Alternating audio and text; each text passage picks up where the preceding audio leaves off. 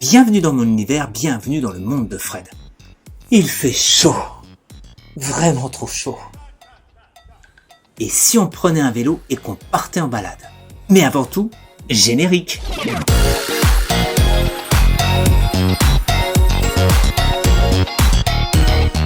Heureux de vous retrouver pour ce nouvel épisode. Je tenais tout d'abord à vous remercier pour vos nombreux retours suite à la reprise du monde de Fred. Je suis vraiment très content que ce petit voyage en Espagne vous ait plu. Alors si vous aimez la chaîne, n'hésitez pas à partager les vidéos pour agrandir notre petite communauté. Bien sûr, cela récompenserait mon travail, mais en plus me permettrait peut-être un jour de faire des vidéos aux Bahamas. Ou peut-être pas. Aujourd'hui, avant les grands horizons, retour en France pour une petite escapade en région parisienne.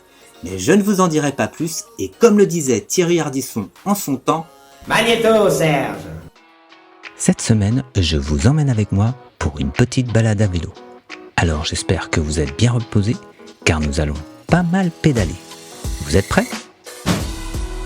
Après vous avoir fait faire la visite du parc de la Villette, il me semblait évident de vous faire partager ce road trip le long du canal de l'Ourcq.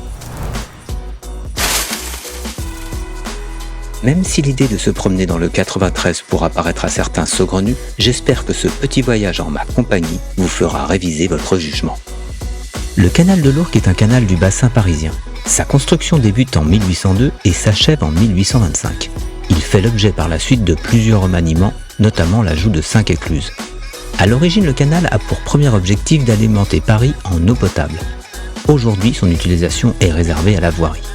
Depuis la fin des années 90, les abords du canal situés dans l'agglomération parisienne sont réhabilités et aménagés pour en faire un axe vert ouvert aux activités de loisirs telles que le cyclotourisme et la randonnée pédestre.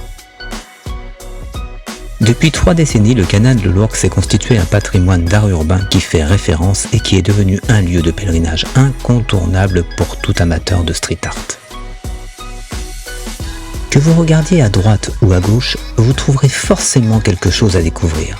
Mais pour l'instant, je me concentre car je vais devoir redoubler d'efforts pour accéder à la passerelle qui me mènera de l'autre côté du canal. Qu'il est bon d'être juste spectateur à ce moment, n'est-ce pas ?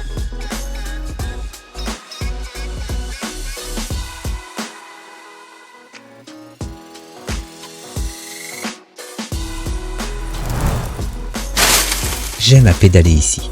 Pas de traversée de voiture, juste le partage de chaussée avec les piétons et les autres vélos et les trottinettes. La piste défile devant moi, le canal à ma gauche et les fresques en tout genre et les bâtiments sur ma droite.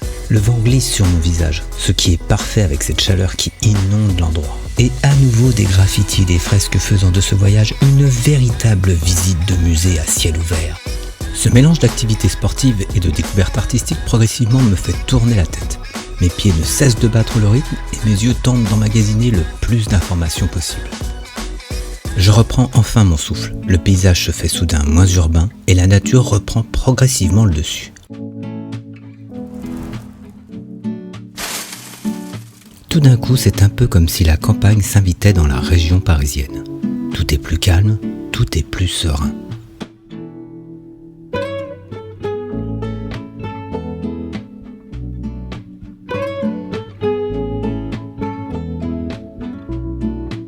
Vous savez comme j'aime vous faire découvrir des endroits. Eh bien cette piste cyclable est une véritable porte d'entrée à un moment d'ailleurs, à quelques kilomètres de Paris. Pas de stress, ni de strass. Ici je prends le temps de flâner, de respirer un peu comme si je partais en week-end. Et même si je croise de ci de là des traces évidentes de civilisation, mon cerveau lui se met au vert.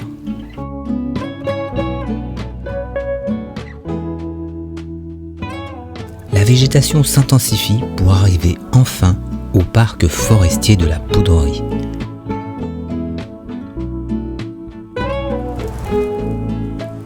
Ce parc créé en 1980 englobe les bois départementaux de la Tussion et des Sablons pour constituer un poumon vert de 137 hectares.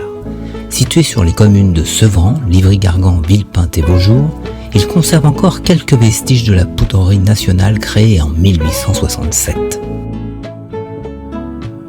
Après un long effort, je me laisse doucement glisser et retrouve le canal, mon compagnon de voyage. Je me laisse griser par cette vitesse salvatrice. Mes jambes semblent portées par un nouvel élan. Même si les kilomètres s'enchaînent, la liberté que me procure mon fidèle destrier me fait oublier une hypothétique fatigue. Je ne me lasse pas de la vue que me propose ce lieu, cette eau paisible entourée d'une nature luxuriante. Mais la visite continue et je dois reprendre mon chemin.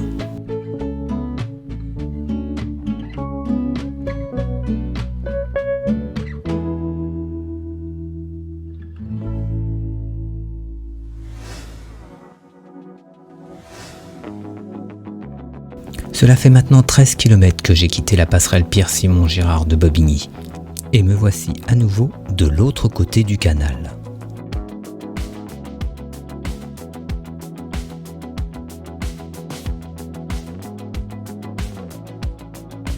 Plus j'avance sur mon parcours, plus la nature est présente, pour mon plus grand bonheur.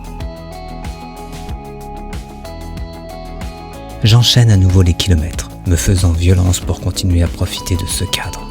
Mon esprit est désormais ailleurs. Rouler, toujours rouler, c'est un peu l'adage du cycliste. Je ne sais pas si parmi ceux qui regardent mes vidéos, il y a des personnes animées par ce même sentiment de plénitude quand ils sont installés inconfortablement sur leur selle. L'idée que tout est possible, que l'on peut toujours pousser plus loin, plus haut, malgré la fatigue. Alors je roule à en perdre haleine sans rien perdre du paysage qui m'entoure. Il y a ici comme un air du canal du Midi en ce mois d'août caniculaire. Je ne me lasse aucunement du spectacle. Je fonce. Mais...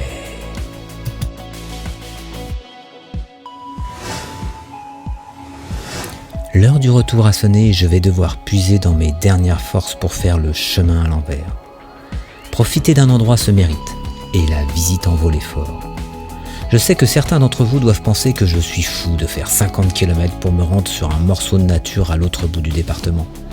C'est sans doute vrai, mais le dépaysement que ce dernier me procure est un vrai vide-esprit. Chacun a ses petits trucs pour s'évader de son quotidien. En ce qui me concerne, le vélo en fait partie. Mais le fait de partager ce moment avec vous en vidéo en est un autre. J'adorerais tous pouvoir vous traîner avec moi dans mes balades, mais je sais que nombre d'entre vous abandonneraient par fatigue ou manque d'intérêt.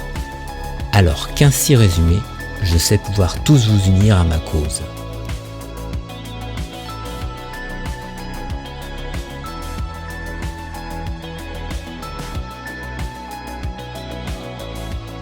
Alors pédalons tous ensemble par l'esprit pour revenir sur Paris.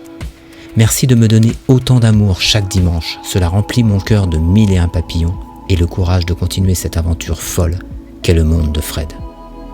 Sincèrement, je vous aime.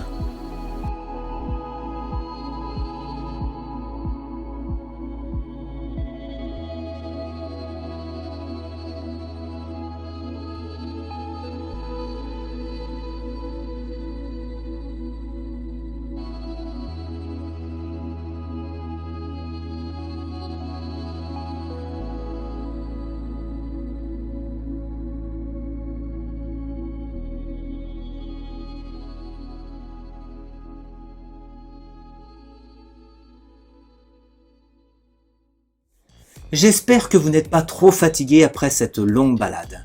Vos mollets ont tenu ? Dites-moi en commentaire si vous connaissiez cet itinéraire et surtout quelle autre sortie à vélo vous aimeriez me voir effectuer.